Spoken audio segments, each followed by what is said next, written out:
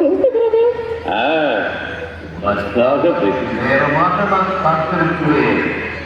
பயப்படாமல் அருகே வாழ்கிறாள். பயமா? எனக்கா? நல்ல வேடிக்கை. எனக்கு ஒன்றும் வேண்டாம். உங்களுக்கு நன்மை செய்வதற்காகவே வந்திருக்கிறேன். எங்களுக்கு நன்மை.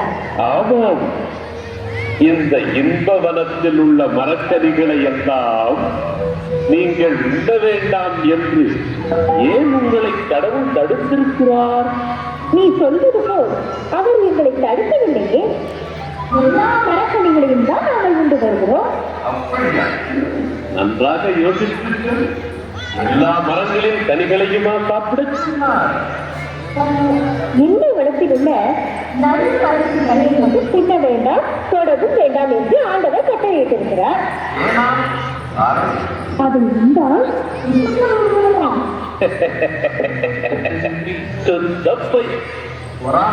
இருக்கிறார். அந்த கனியை சாப்பிட்டால் நீங்களும் கடவுளாகி விடுவீர்கள் என்ற அர்த்தம். இங்கே எந்த மரத்திலும் இல்லை இது போன்ற ருசியுள்ள கனி. நான் சாப்பிட்டேன், சாகுந்தேன். பயப்படாது. இந்த ஒரே ஒரு கனியை மட்டும் சாப்பிட்டுப்பார். உன் அறியாமை அழிந்து உன் கண்கள் திறக்கப்படும். கடவுளை போல் ஆவீர்கள். சக்தி முகா வாழ்விற்கு இது சத்தியம். உன் வார்த்தையை நம்பலாமா? நம்பினோர் பெறுவதில்லை. அப்படியானால் பறித்து சாப்பிடுகிறேன்.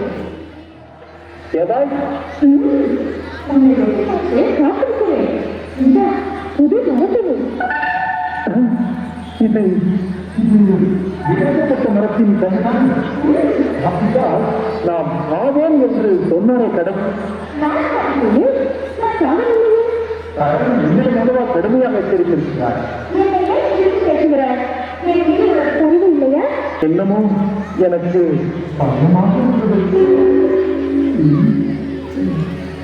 சரி, கனி கொடு.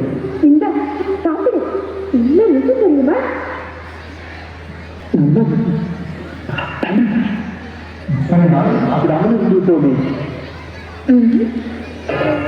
ஏன் உன் முகம் ஒரு மாதிரியாக மாறுகிறது? உன் முகமும் தான் ஒரு மாதிரியாக இருக்கிறது.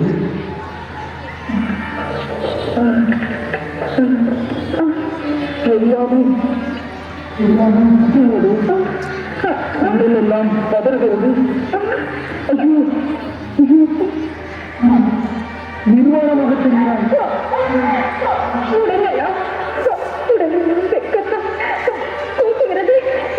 இப்பொழுது நாம் என்ன செய்வது?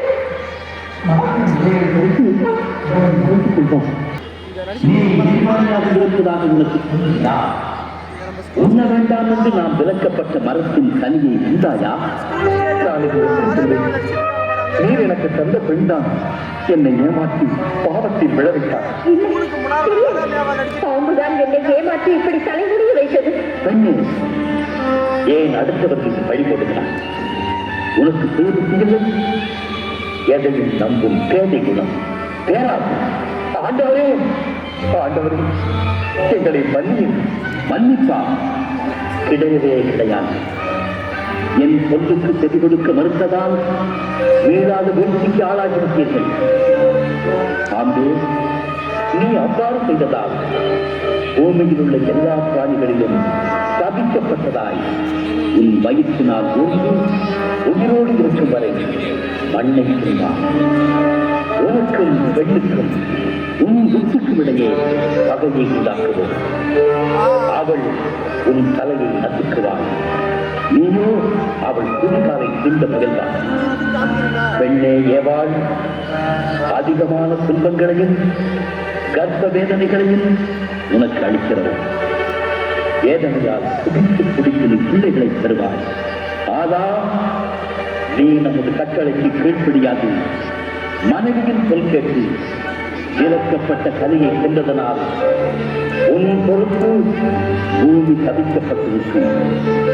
உழைத்துத்தான் வாழ்நாளெல்லாம் அதன் பலனை கொண்டார். பூமி உனக்கு முட்களையும் முட்செடிகளையும் விளைவிக்கும். பூமியின் பூண்டுகளையும் நீ உண்பாய். நெற்றி வியர்வை நிலத்தில் விழ உழைத்து உண்பாய். இறுதியில் நீ எந்த பூமியிலிருந்து எடுக்கப்பட்டாயோ அந்த பூமிக்கே திரும்பி போவாய். ஏனென்றால் நீ மண்ணாயிருக்கிறாய், மண்ணுக்கே திரும்புவாய். இந்த போராடை அணிந்து கொண்டு இந்த சிங்கார வனத்தை விட்டு ஓடிக்கொண்டு ஆண்டவரே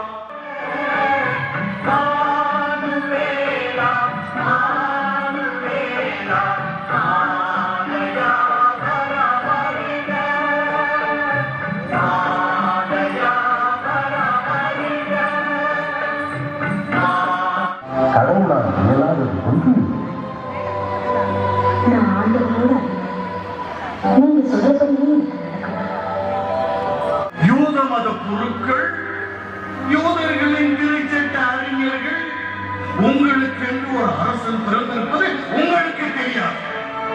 நல்ல வேடிக்கை. இதை நாம் நம்ப வேண்டும்.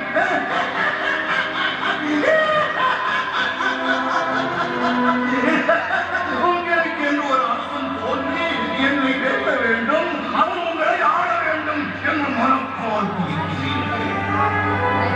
அதனால் தெரியாது என்று மறுப்புகிறீர்கள். அரசே, இது ராஜ துரோக குற்றம். அதற்கு என்ன தண்டனை தெரியுமா? இப்போதுதான் ஒரு குருவை தூக்கிவிட்டேன். உங்களை என்ன செய்யலாம்? சிறைச்சேதம் செய்யலாமா? அரசே, உண்மையில் அப்படி ஒருவர் பிறந்திருப்பது எங்களுக்கு தெரியாது. ஆனால் எங்கள் இறைவாக்கினர் ஒருவர் எழுதியிருப்பது என்ன எழுதியிருக்கிறார்? அவர் என்ன எழுதியிருக்கிறார் என்றால், யூதா நாட்டு பெத்லகேமே, யூதாவின் ஆட்சி மையங்களில் நீ சிறியவே இல்லை. ஏனெனில் என் மக்களாகிய இஸ்ரவேலை ஆயரான ஆள்பவர் ஒருவர் உன்னிடத்தில் தோன்றுவார். அப்படியானால் அந்த ஞானிகள் கூறியது உண்மை. அப்படி பிறந்திருந்தால் அவர் பெத்லகேமிலேயே பிறந்திருக்க வேண்டும். இப்படி இறைவாக்கினர் எழுதியிருப்பதை ஏன் முன்பே கூறி என்ன எச்சரிக்கவில்லை? உங்களை பிறகு பார்த்துக் கொள்வேன். எங்கே அந்த ஞானிகள்? இவரே என் அன்பார்ந்த மகன். இவரிடம் நான் கூலிப்படைகிறேன். 5 அப்பங்களும் 2 மீன்களும் தானே இருக்கின்றன. இதை வைத்து இவ்வளவு பேருக்கு விசுவாசிகளே, இன்னுமா விசுவாசம் இல்லாமல் இருக்கிறீர்கள்? பிலிப்பு, நீ போய் அந்த அப்பங்களை கொண்டு வா. தாயப்பா, நீ சென்று சில கூடைகளை கொண்டு வா.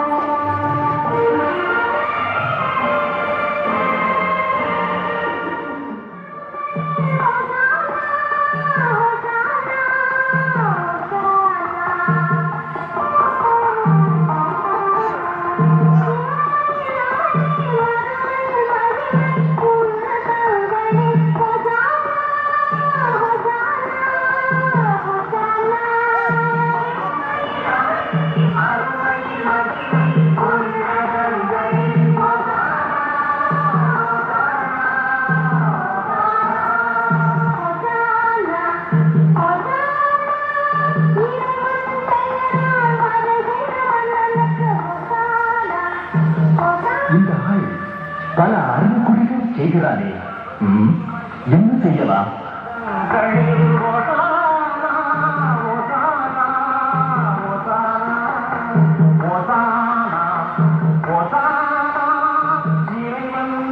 இவனை இப்படியே விட்டுவிட்டால் எல்லோரும் இவனில் விசுவாசம் கொள்வர். ரோமையர் வந்து நம் புனித இடத்தையும் நம் இனத்தையும் அழித்து விடுவார்களே.